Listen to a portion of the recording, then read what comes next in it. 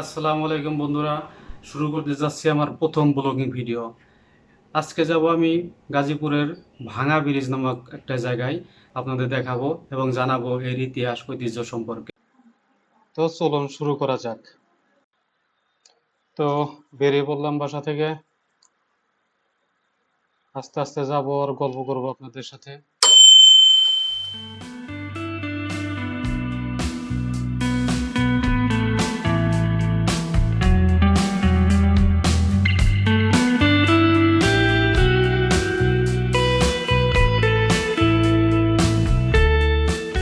আমার বাসা হলো মালিকের বাড়ি তালতলা, গাজীপুর। তো এটা হচ্ছে সেই তালতলার মোড়। আমি এখান থেকে যাচ্ছি।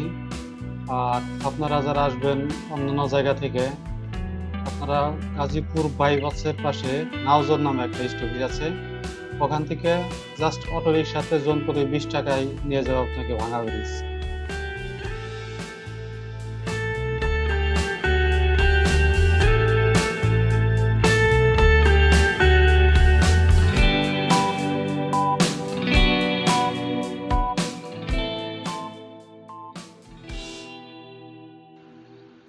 গাজীপুরের এই গ্রামের রাস্তাগুলি আসলে অনেক সুন্দর। বিশেষ করে গত কয়েক বছরে যথেষ্ট উন্নয়ন হয়েছে এই রাস্তাঘাটের।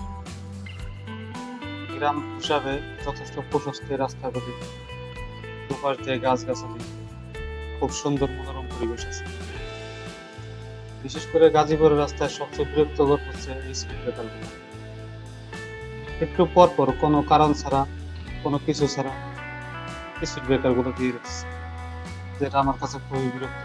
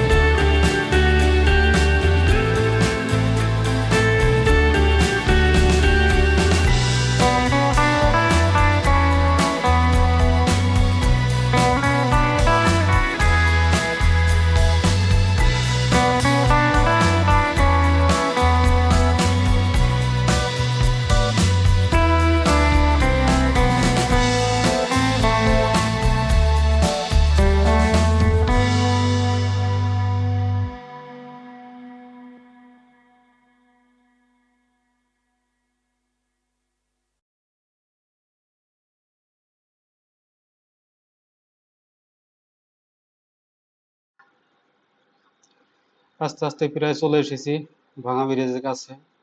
এই সামনে যে পানিটা দেখতে পাচ্ছেন, এটা আসলে তুরাগ নদীরই একটা অংশ। বর্ষার সময় এখানে বর্ষার পানি আসাতে নদীটা অনেক বড় মনে হয়, কিন্তু নদীটা আসলে এতটা বড় না। বিশেষ করে শুকনো মৌসুমে একটা খালে রূপান্তরিত হয়। আমাদের দেশে বিশেষ করে যেখানে বেশি মানুষের সমাগম হয়, সেখানে দেখবেন পাশে কোথাও না কোথাও এরকম ময়লার ডাম্পিং আছে। এই সামনে দেখা যাচ্ছে বর্তমানে গাজীপুরের একটা ভালো বিনোদন কেন্দ্র, অথচ পাশেই এই ময়লার ডাম্পিংটা করা হয়েছে। আর এই তুরাগ নদী দূষণের অন্যতম মূল কারণ হয়েছে ময়লাগুলি। পাশেই পানি এবং ময়লা একই সাথে দূষিত হচ্ছে। তো কর্তৃপক্ষের প্রতি অনুরোধ থাকবে এটা যেন সরানো হয়।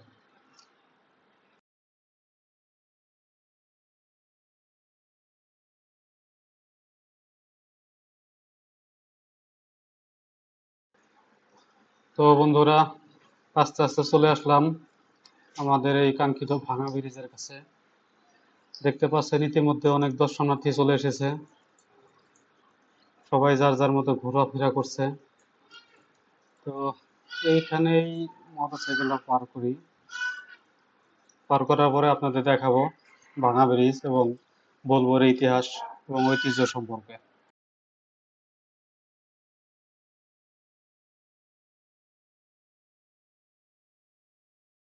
ভাঙা ব্রিজ গাজীপুরের ভ্রমণ পিপাসু মানুষের কাছে দিন দিন জনপ্রিয় হয়ে আসছে।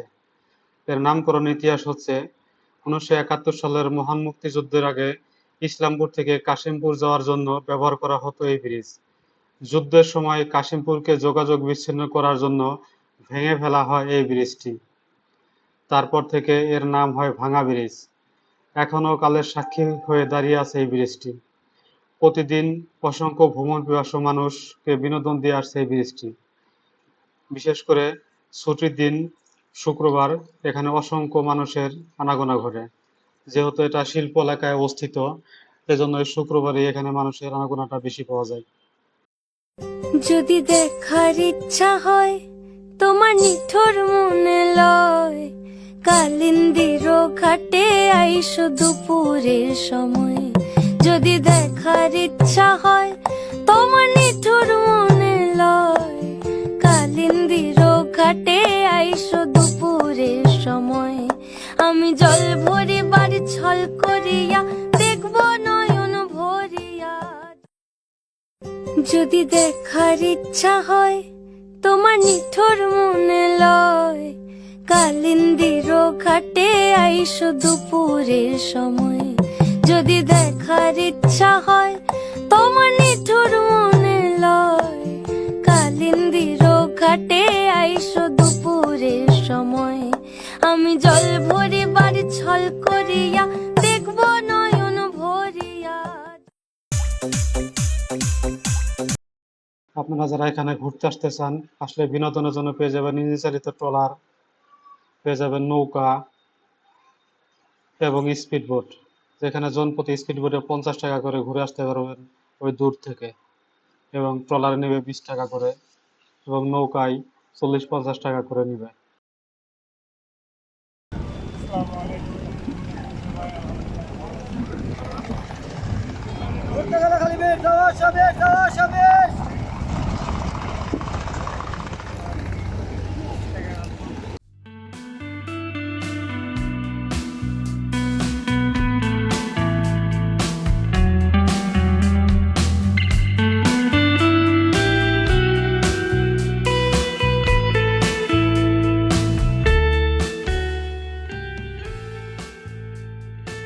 তো বন্ধুরা, চলে যাচ্ছে এখন ভাঙা ব্রিজ থেকে। আপনাদের এখন নিয়ে যাব এর পাশে একটা ছোট্ট শিশু পার্কে, যেখানে বাচ্চাদের নিয়ে গেলে আপনারা বিভিন্ন রকম বিনোদন দেওয়ার উপকরণ পেয়ে যাবেন।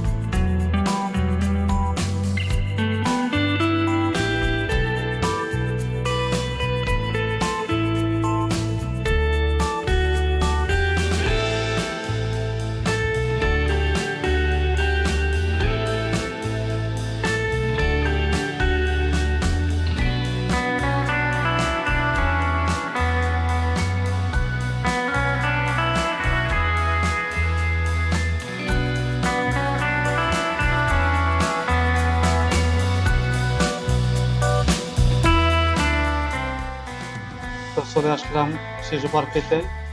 এই হচ্ছে শিশু পার্কের মেন গেট, আর পাশে আছে টিকিট কাউন্টার। এখান থেকে টিকিট কেটে ভিতরে ঢুকতে হবে।